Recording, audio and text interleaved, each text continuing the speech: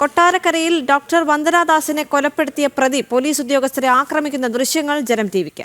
സംഭവ ദിവസം പോലീസ് ഉദ്യോഗസ്ഥന്റെ തലയിൽ ആയുധം ഉപയോഗിച്ച് സന്ദീപ് കുത്തുന്ന ദൃശ്യങ്ങളാണ് ലഭിച്ചത്.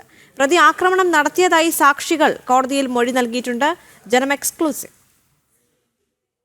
2023 മെയ് 10 ഡോക്ടർ വന്ദനാദാസ് കൊട്ടാരക്കര താലൂക്ക് ആശുപത്രിയിൽ വെച്ച് ക്രൂരമായി കൊല്ലപ്പെട്ടത്.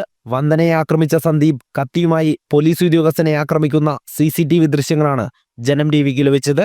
ആശുപത്രിയിൽ പോലീസ് 8 പോസ്റ്റ് ഡ്യൂട്ടിയിലുണ്ടായിരുന്ന കൊട്ടാരക്കര സ്റ്റേഷനിലെ ASI മണിലാലിനെയാണ് പ്രതി ആക്രമിച്ചത്. തലയിൽ ആയുധം കൊണ്ട് കുത്തുകയായിരുന്നു.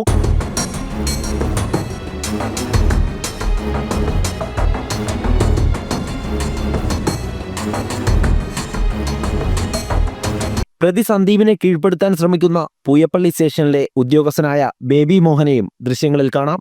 കേസിലെ ഒന്നാം സാക്ഷിയും ഡോക്ടർ വന്ദനാദാസിന്റെ സഹപ്രവർത്തകനുമായ ഡോക്ടർ ഷിബിനും ദൃശ്യങ്ങളിലുണ്ട്. ആയുധം ഉപയോഗിച്ചാണ് പ്രതി എല്ലാവരെയും ആക്രമിച്ചത്. കേസിൽ സാക്ഷി വിസ്താരം തുടരുകയാണ്.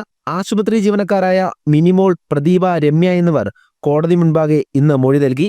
പോലീസ് ഉദ്യോഗസ്ഥനെ ആക്രമിക്കുന്ന ദൃശ്യങ്ങളും സാക്ഷികൾ കോടതിയിൽ വെച്ച് തിരിച്ചറിഞ്ഞിട്ടുണ്ട്. പ്രതിയെ ആശുപത്രിയിൽ കൊണ്ടുവന്ന പൂയപ്പള്ളി പോലീസ് സ്റ്റേഷനിലെ ഉദ്യോഗസ്ഥൻ ബിജീഷ്, ആശുപത്രി ജീവനക്കാരിയായ ജയന്തി, വന്ദനയുടെ സഹപാഠി ഡോക്ടർ മുബീന എന്നിവരെ അടുത്ത ദിവസം വിസ്തരിക്കും. ജനം, കൊല്ലം.